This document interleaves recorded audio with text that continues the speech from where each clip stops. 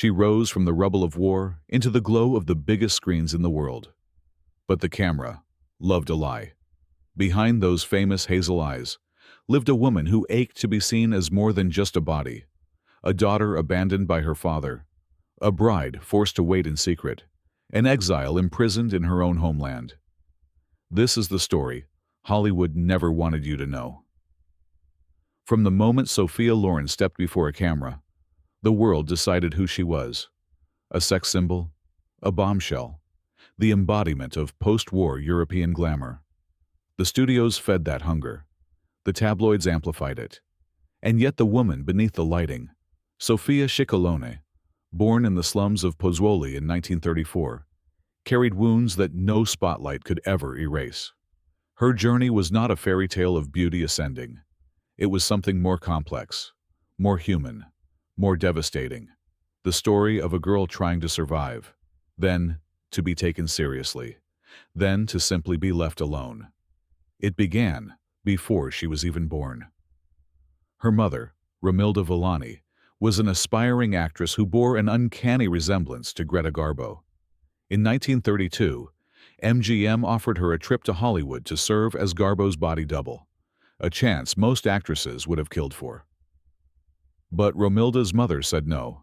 The chance slipped away. Years later, Romilda became pregnant by Riccardo Scicolone, a man who called himself a construction engineer, but spent most of his time circling the edges of show business, chasing actresses. He refused to marry her.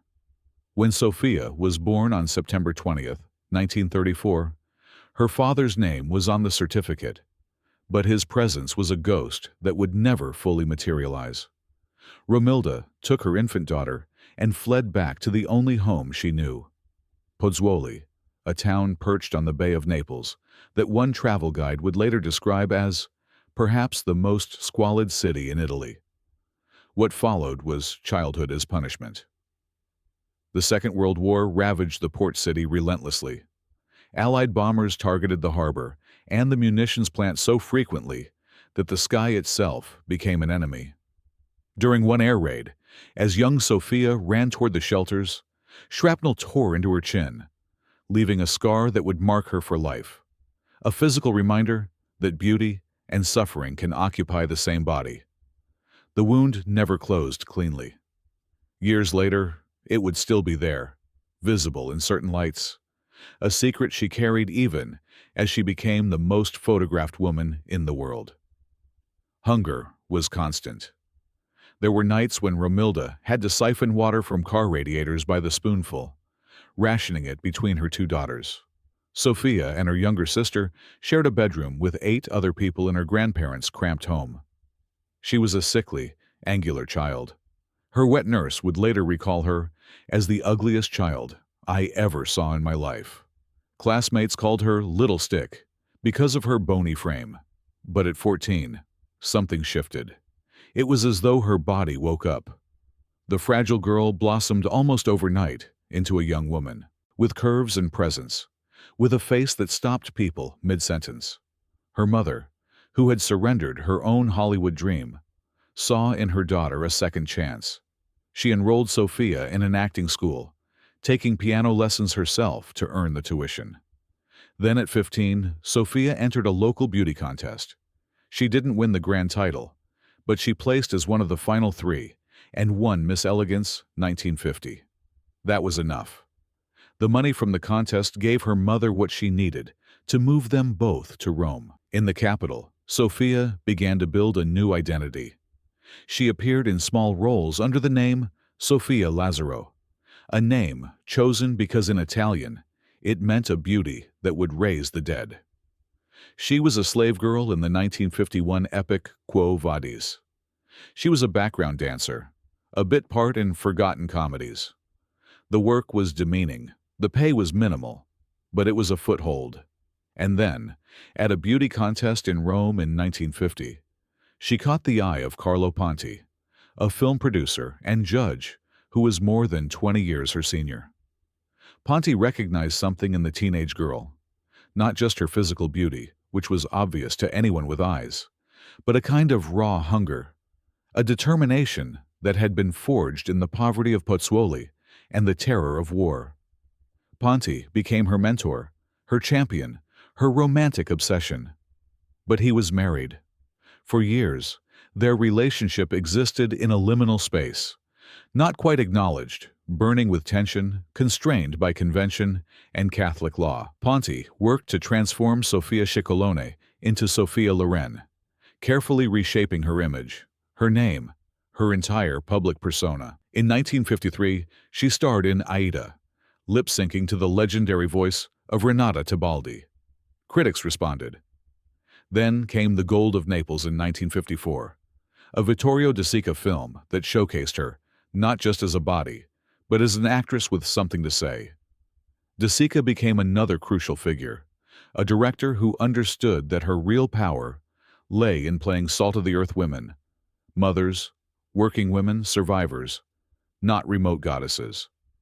By 1956, Paramount Pictures signed her to a 5-picture contract. Suddenly, she was a global commodity. The films came fast. The Pride and the Passion alongside Cary Grant and Frank Sinatra in 1957. Houseboat with Cary Grant in 1958. And on the set of The Pride and the Passion, something happened that would haunt her memoirs for decades. Cary Grant, one of Hollywood's most celebrated leading men, fell for her. Not as a co-star, not as a professional colleague, but as a man who wanted to marry her. According to her own recounting in Yesterday, Today, Tomorrow, Grant invited her out on their last night of filming and asked her plainly, "Will you marry me?" She was charmed by him, his humor, his wisdom, the magnetism of a man saying he'd give up everything for her. But she said no. To have said yes would have meant abandoning Carlo Ponti, creating a massive scandal, and risking the kind of public hatred that had consumed Ingrid Bergman when she left her husband for Roberto Rossellini just years before. The American press, Loren knew, could be cruelly unforgiving to women who violated social codes. So she chose the known quantity over the fantasy. She chose duty over desire. Meanwhile, the problem of Carlo Ponti remained. He was still married to his first wife, Giuliana Fiastri. Italian law, bound by the Catholic Church's iron grip on the country, made divorce nearly impossible. They married in a civil ceremony in Mexico in 1957, but the marriage was declared void in Italy. For a decade, Sophia Loren lived in a state of legal limbo, married in some countries, unmarried in others, unable to return to her homeland without risking arrest for moral impropriety. It was only in 1966, 9 years after their first ceremony, that Italian law finally changed enough to allow them to marry again in Rome. Even then, she had to renounce her Italian citizenship and become a French citizen to do so. The woman born in Pozzuoli was exiled from her birthplace by bureaucracy and religious doctrine. Yet by the early 1960s, her talent had finally caught up with her face. In 1960, working again with Vittorio De Sica, she starred in Two Women, La Ciociara, a film about a mother trying to protect her daughter in war-ravaged Italy. The film asked her to excavate every wound she carried from her own childhood, every moment of helplessness and terror. She poured herself into it. Critics recognized not just beauty, but artistry. Not just presence, but depth. In 1962, she won the Academy Award for Best Actress, becoming the first performer ever to win an Oscar for a non-English-speaking role. She was 30 years old. The world finally saw what De Sica had always known, that she was one of the finest actresses of her generation. But even triumph brought complications. Throughout the 1960s and 1970s, she made films on both sides of the Atlantic.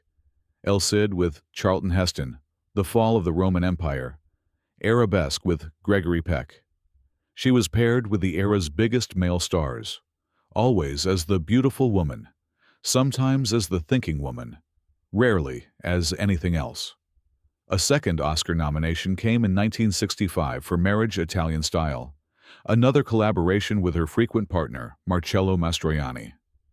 Yet the roles, for all their sophistication, often kept her locked in a particular box. She fought against typecasting by choosing unconventional parts, but the industry's appetite for her, in certain kinds of roles, never truly diminished. The woman inside the performance, Sophia, the mother, Sophia the intellectual, Sophia the person tired of being looked at, remained partially hidden. There was also the matter of her children.